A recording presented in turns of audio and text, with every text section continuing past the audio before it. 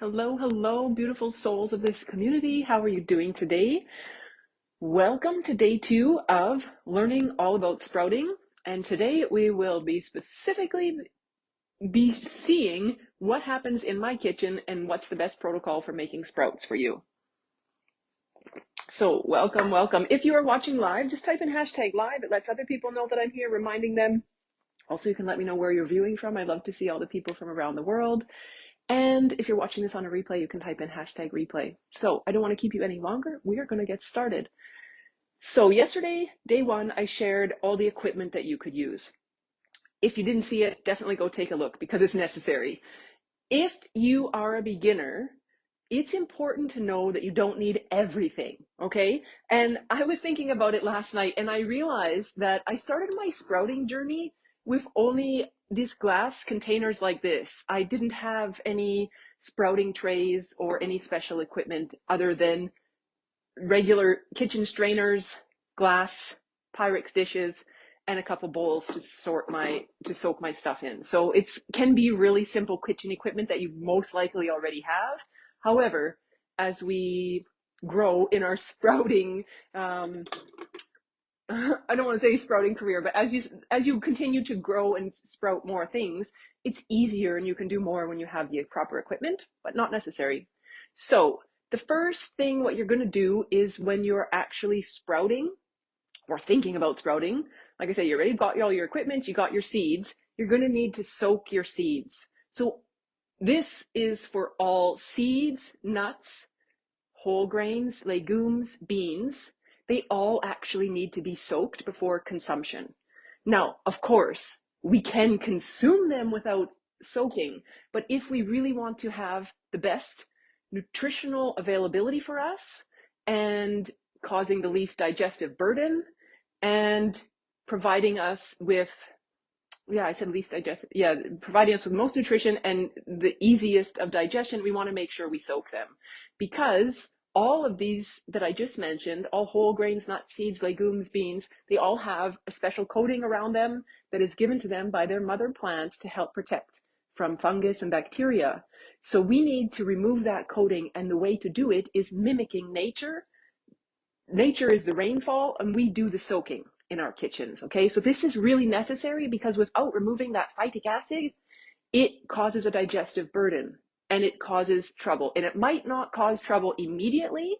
For some people, it might. Those are people that are going to feel more sensitive in their tummies. Others, they might say, oh, it never bothered me before. What should I do it now? It can be accumulative as well, where we are always doing a little bit of damage in our gut. And then eventually there's a bigger problem. So let's work with prevention. Let's stop it from now. So like I say, all of this needs to be soaked from the beginning, right? So any seeds that you have, it's worth soaking them. I'm going to show you now how I would actually do a breakfast. And it's also that I'm doing for sprouting.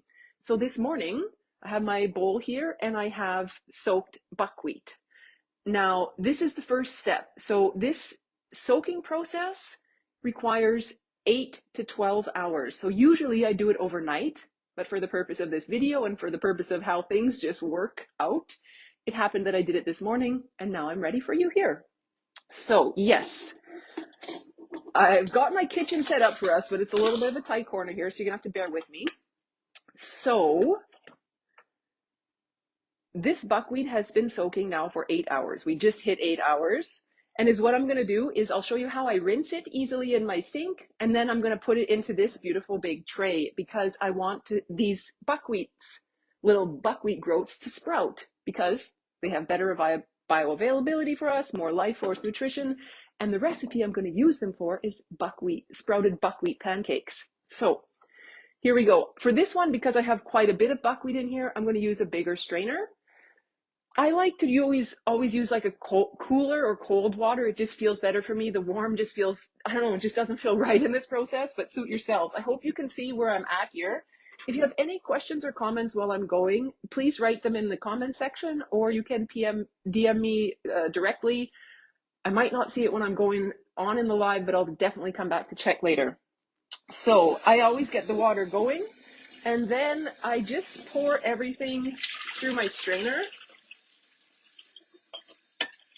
it's important to rinse everything really well because we want to do the job completely, right? So you want to make sure you really rinse off all of the stuff that we were trying to remove. If you only rinse it for a minimal second or two, there's really no point. It does take a little bit of water to do. If you live in a country where clean water is not available for you, I recommend using filtered water for this process. But again, it's up to you what you feel is best. So buckwheat is, when it's soaked, it kind of gets a little bit almost slimy um, in the bowl itself. And when you're rinsing it, it has a little bit of kind of a, like I say, a slime that comes off. So it does require quite a bit. And because I have a lot in here, I want to make sure that it's all been rinsed. And one way I always like to tell is you can see how the water comes out from the bottom.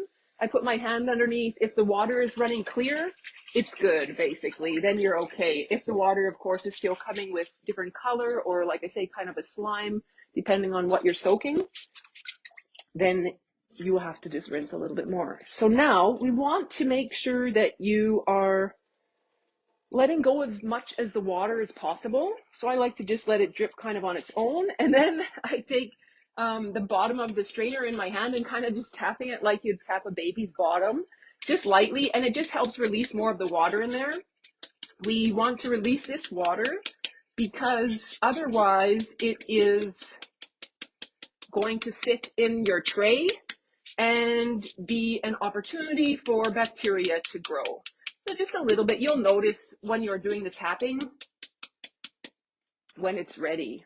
So now here's a trick because I want to show you how I do everything, and then my camera is positioned there. So I generally just dump everything in here like that.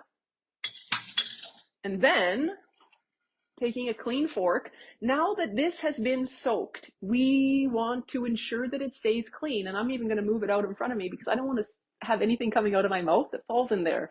So we want to make sure that this stays clean because we've moved that outside coating. That means these little buckwheat growths, but again, it goes for all of the lists that I mentioned already, they are susceptible for bacteria growth.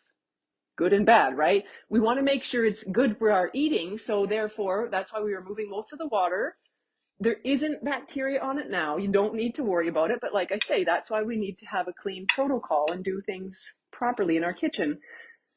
And then I just take this fork and I spread everything out in a nice kind of like even layer. You don't want it really thick. If it's too thick in your tray, that means it's giving too much of an opportunity again for bacteria to grow in there. So this way I know that everything kind of has access to breathe, and also that it's not gonna like suffocate and, you know, have that, like I say, mold or bacteria growth. In terms of what I'm gonna do with this now that it's been soaked and ready, I'm going to cover it up. Like I say, want to keep it clean. It doesn't need to be sealed, but at least covered. And I'm going to keep this on my counter. Now, because I've done it, it's 4 o'clock here. Usually I would do it morning a rinse and evening a rinse. Now I did it 4 o'clock. I'll have to take a look to see how it is in the evening yet if I decide to do it before bed one more time. If I don't, then I would definitely be rinsing it regardless tomorrow morning and checking in how the sprouts are growing. My idea is that it's going to need another day sitting in here to continue to grow. Tomorrow evening, I'll do one more rinse again, and then this will be ready for cooking for me, which would be today's Monday. Tuesday is sprouting still. Wednesday morning, I will be using this for cooking my breakfast. So it does take a little bit of planning, but it's not absurdly ridiculous. We just need to think about, oh, I want to eat that in a couple of days. So, okay, take a couple minutes today, rinsing and prep work. Okay, so this one I'm just going to put on the side for now. That one is ready for sprouting material. Now, I had also shown you the stackable trays yesterday. This tray I had started. I have some mung beans growing in here, and they're still growing in here slowly. So this little tray, I like to use smaller size of a strainer just because the bigger one is not necessary when you don't have so much stuff going inside of it. Similar protocol. What I like to do, because I mentioned yesterday about these trays have like a little, I don't know what to call it, a little straining mechanism on them. And I don't use the recommended way to use these trays, which, as I mentioned yesterday, was pouring the water in the top and the water drains through because the tails get stuck in there and I don't like that. Again, we want to avoid contamination and bacteria growth, right? So I put my thumb where this little straining contraption on here is, and I turn on again the cold water, put my thumb on there, and I just rinse the water through, let it run through a bit, and then just pour it through here. This doesn't need so much rinsing as just as a slight rinse for this one. The buckwheat required more because it came directly out of the soaking water. So it really meant that we had to clean all the soaking off of there, right? And because these mung beans have already been soaked, they've already been through that initial rinse, and now they're sitting in here waiting for their sprouting to happen. They're not really dirty. They shouldn't be anyways, right? So what they need is just a little bit more water. That's this process now. It's like rewatering them, continuing to keep them having that ability to be alive for us. And again, I just tap the bottom of it again, just like like I say, kind of tapping a baby's bottom a little bit, just because we, again, want to get all the water out. If you're using sprouting trays, when you do this process, take a look at your tray and search for anything that might be left in these little grooves. As I mentioned, if there's any tails in there, they're gonna get yucky, moldy, all that, right? And that's what we want to avoid. So just take a look. If there is anything in there, I have a brush like this. I like to use the brush, scrub it clean, make sure it's good and clean, rinse it off. No soap in here either. We don't want that. And again, pouring those through there. I had a fork here, but I don't want, I have to rinse this one. You see, I'm really picky in my kitchen also because that was already in my sink. I want to make sure everything's clean. You don't want to do this kind of work and like have everything go bad. Now, in saying that, of course, yes, there is times when bacteria happens to grow or mold happens to surface on these things, even when we're being careful. And again, I just spread it out so everything has a nice even layer on the bottom. And that one is going to sit again overnight. Tomorrow morning gets another rinse. So the rinsing process is basically every 12 hours. It's easy if you do it in the morning, kind of with your breakfast routine, and it's easy if you do it at nighttime. Similarly, I like to do it after I'm done my washing up in the kitchen, so I know then my kitchen surface is clean. I've done eating, I've done all my cleaning after supper preparation and all that stuff. Dishes are done, sink is clean. The last thing I do in my kitchen is my soaking of sprouts that I'm growing. And starting actually my morning routine, I start the night before because I think about the grains that I want to eat for breakfast. And those grains I start to soak the night before. So that happens in a nice clean kitchen. Everything's ready. And again, it doesn't take a lot of time. It's a little bit of planning, a little bit of perhaps habit changing to start shifting the way that we do things, but it's possible. So that's that one. And yesterday I mentioned about the microgreens, and I had mentioned that you could do it in your own space if you have your own even like disposable type containers that you've gotten from a supermarket, for example, that held tomatoes in them. You can reuse that by putting soil in and then sprinkling the seeds on top. And I had these two containers that I showed you yesterday. You can see a little bit more here. There's some more like reddish little pink spots coming out. These are the red beet sprouts that I started. And in this one, this was the Chinese cabbage. And again, you can see more little spots coming out. So that's also good. Everything's getting in the right direction. Now, it's best if you have a water spray mist. I want to say a spray gun. Is that the right word? A water bottle. I don't like the word gun. Let's use a water bottle, a spray water bottle. So since I don't have one right now, and I know that I have one in Germany, but I'm not purchasing another one for this purpose at the moment, what I've been doing is I just run a little bit of water because I don't want to put this whole thing underwater. It's like it's going to drown everything out. So I just run the cold water a little bit put a little bit in my hand and kind of just sprinkle it on top. It feels the best way for me that everything can have some access to water, like I say, without drowning it, right? And yeah, we're going to see. This isn't a new experiment for me. I've never done it this way before either, but that's how we learn, right? Definitely accessible. Same concept with this one. Just going to give everybody a little bit of a drink from the top. Again, it's kind of like mimicking, like I say, nature, right? The rain that would come, continuing to feed everything, provide everything with some of the nutrients that it needs. Some seeds require less light than others. Most don't like so much light when they're growing. Some, excuse me, seed packages will actually say keep in a dark place while sprouting. I've never had a problem with just keeping it in my kitchen counter, and every kitchen I've ever had that I've done sprouting in always has kitchen windows where there's light coming in. I don't put them in direct sunlight. If you put it in direct sunlight, it does make a difference for the growth in terms of they reach up farther, and it tends to make things a little bit different. But again, you can experiment with it. One thing I want to mention to be careful about, when you have your sprouting tray, it's easiest to see it in the sprouting tray. So that's why I refer to that. And like I say, that's the easy one to work with. Some sprouts, I think radish is one of them, for example, and I notice now, the reason why I remembered to say it, because I notice on this little Chinese cabbage ones that are coming up, sometimes there's little like hairs or look like fuzzy things that are growing from the tail that starts to grow, and it can be mistaken for mold. It's important to, first of all, sometimes the seed package will even say it has hairs on it, like it grows with hairs. You can also research and check yourself online, like, does this sprout produce hairs? If you're not sure, it's important that you keep your gut bacteria and your health safety first. So then I would say throw it out. But usually you can tell if it's the hair, because where the sprout is, say if this is the seed and this is where the sprout's tail is, you can see the hairs coming off of the tail, and usually it has like a fatter shape up top and it comes down very beautifully actually. As the tail comes narrow down the tail, so do those hairs. So you can kind of tell mold growth is quite different.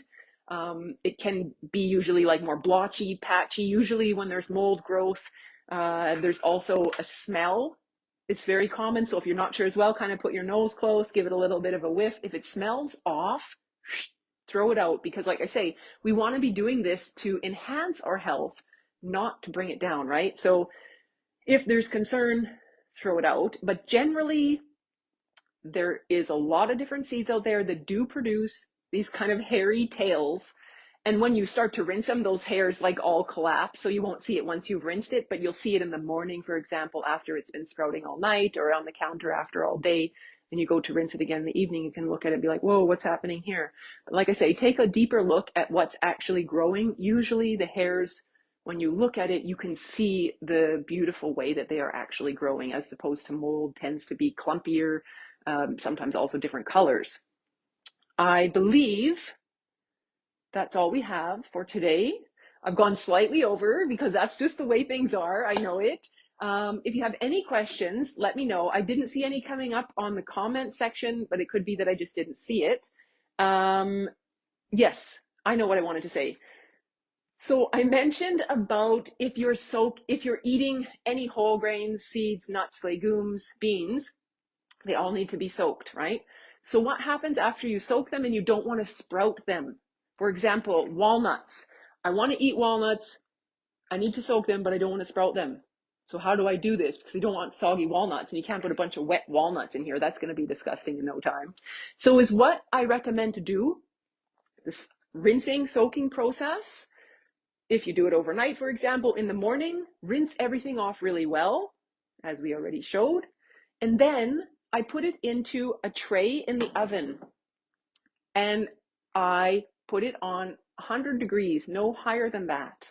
So it's really like almost like you're creating a dehydrating effect, or actually that's what you are creating. You want to take the moisture out of that walnut, for example, now. And now that goes in your stove or your oven for, like, usually depending on which nut it is, some of them are bigger, thicker, usually 1 to 2 hours, but sometimes 3 hours on that low temperature will dry it out. And the best way is just to check how the moisture content is when you put it in your mouth. You'll know. And you have to dry them out before you have storage. So now I've done this batch. All of these walnuts are ready for consumption. They have great bioavailability in them. They are not going to harm my gut with this phytic acid on the outside of them. And I can easily use them for a snack if I want to eat. So that's why I kind of do it in batches.